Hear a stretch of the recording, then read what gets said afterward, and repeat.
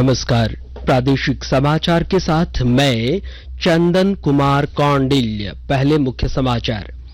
प्रधानमंत्री नरेंद्र मोदी कल करेंगे सीबीआई के हीरक जयंती समारोह का उद्घाटन। उल्लेखनीय सेवा के लिए अधिकारियों को देंगे पदक।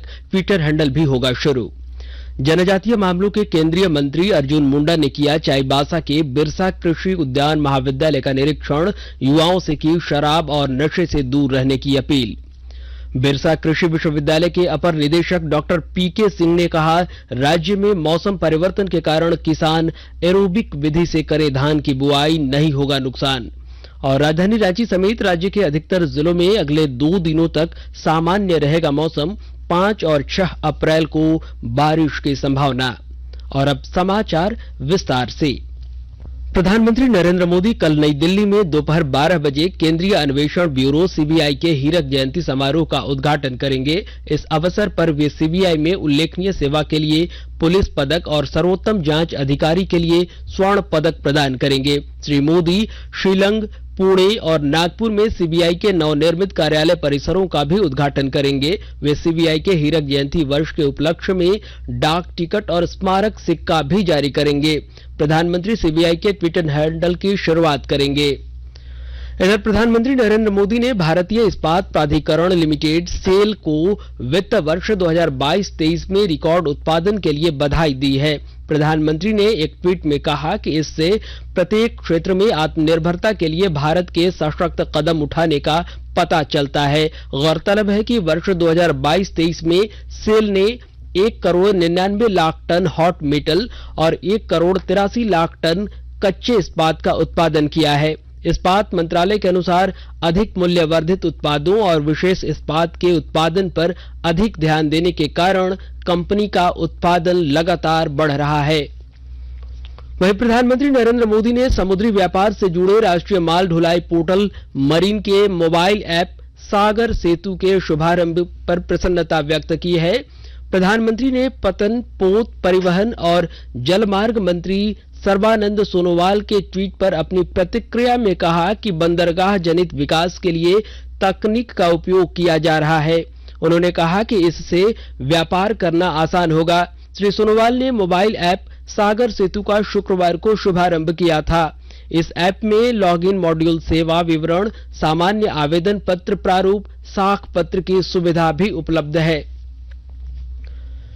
इधर जनजातीय मामलों के केंद्रीय मंत्री अर्जुन मुंडा ने आज चाईबासा के खुटपानी स्थित बिरसा कृषि उद्यान महाविद्यालय का निरीक्षण किया। श्री मुंडा ने इस अवसर पर शिक्षकों और छात्रों से मुलाकात की और महाविद्यालय की समस्याओं के बारे में जानकारी ली। इससे पहले सरायकेला खरसावां जिले में शराबबंदी के लिए आयोजित एक सम्मेलन को संबोधित करते हुए उन्होंने शराब सेवन को एक गंभीर समस्या बताया। और देश में पिछले 24 घंटे में कोविड के 3800 मामले सामने आए हैं। स्वास्थ्य मंत्रालय के अनुसार इसी अवधि में 1784 लोग कोरोना संक्रमण से मुक्त भी हुए हैं। वहीं देश में इस समय कोविड के 18,000 सक्रिय मामले हैं और इसके संक्रमण से ठीक होने की दर 98.77% है। पिछले 24 घंटे में कोविड रोधी 2700 वैक्सीन लगाई गई है। वहीं देवघर जिले में आज 5 नए कोरोना संक्रमितों की पहचान हुई है। लातेहार जिले के महुआडांड और बरियातू प्रखंड में कोरोना के संभावित खतरे को देखते हुए तैयारियां तेज कर दी गई हैं। इसके तहत मॉक ड्रिल करते हुए व्यवस्थाओं को जांचा गया। भारतीय अंतरिक्ष अनुसंधान संगठन इसरो ने दोबारा उपयोग में लाए जा सकने वाले प्रक्षेपण यान की स्वतः लैंडिंग का मिशन सफलतापूर्वक पूरा कर लिया है।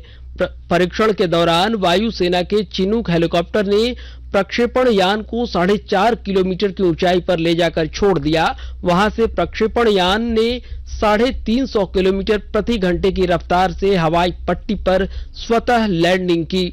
इस दौरान वह सभी 10 मानदंडों पर खरा उतरा। आकाशवाणी का समाचार सेवा प्रभाग कल रात 9:30 बजे हिंदी और अंग्रेजी में अपने साप्ताहिक कार्यक्रम पब्लिक स्पीक में नई आयकर व्यवस्था, महत्वपूर्ण विशेषताएं और इसके लाभ विषय पर चर्चा प्रसारित करेगा। श्रोता विशेषज्ञ से इस नई व्यवस्था के विशेष प्रावधानों, कर बचत के विकल्पों और अन्य प्रश्न रात 9:30 बजे से पूछ सकते हैं। टेलीफोन नंबर है 01123717106 और 01123314444। श्रोता अपने प्रश्न व्हाट्सएप नंबर 9289094044 पर भी भेज सकते हैं।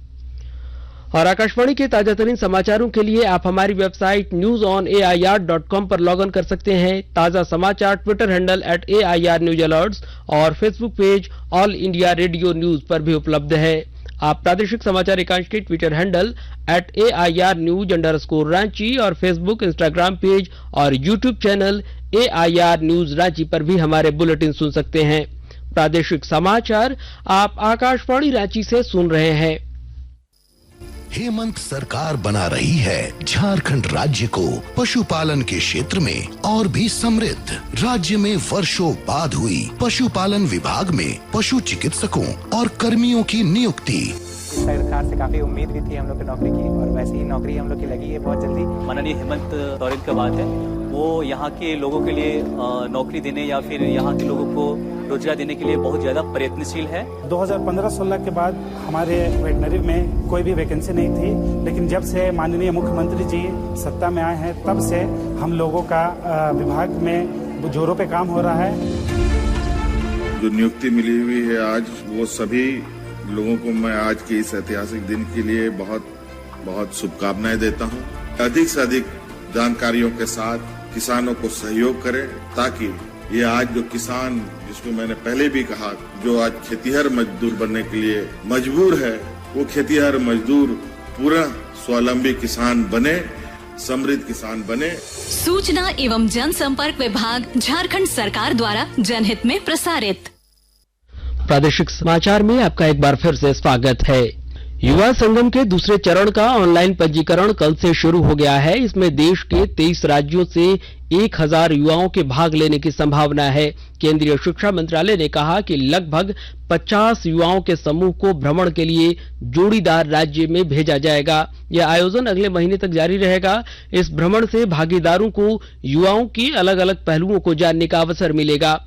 मंत्रालय के अनुसार 18 से 30 आयु वर्ग तक के इच्छुक युवा अपना पंजीकरण ebsb.aictindia.org पोर्टल पर करा सकते हैं।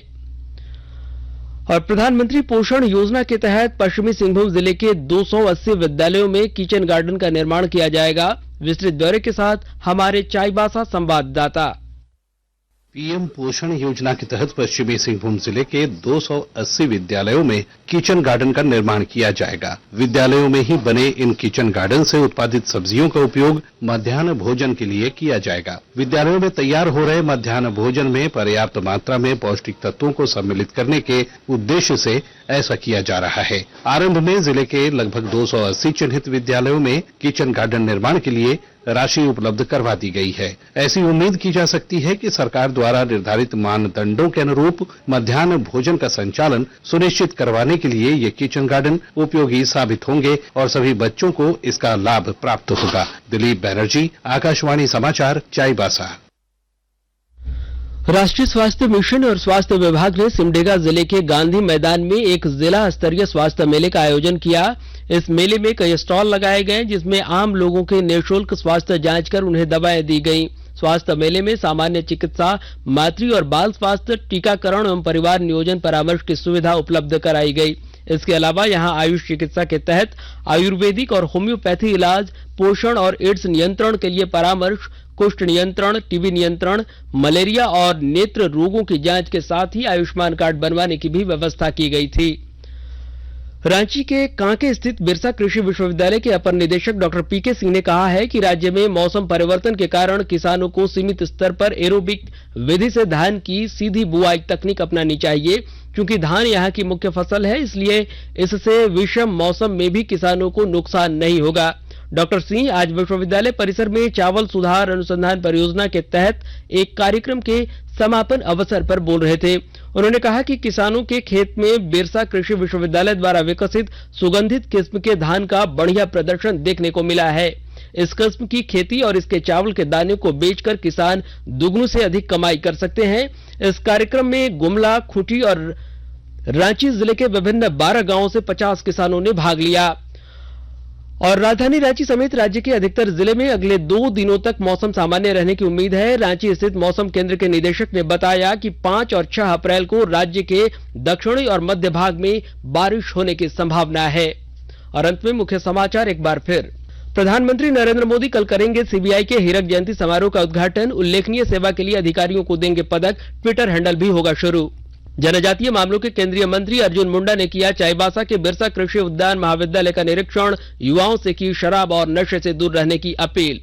बिरसा कृषि विश्वविद्यालय के अपर निदेशक डॉक्टर पीके सिंह ने कहा, राज्य में मौसम परिवर्तन के कारण किसान एरोबिक विधि से करे धान की बुआई, नहीं होगा नुकसान। और राजधानी रांची समेत राज्य के अधिकतर जिलों में अगले 2 दिनों तक सामान्य रहेगा मौसम। 5 और 6 अप्रैल को बारिश की संभावना। इसके साथ ही आकाशवाणी रांची से प्रादेशिक समाचार का यह बुलेटिन समाप्त हुआ। नमस्कार।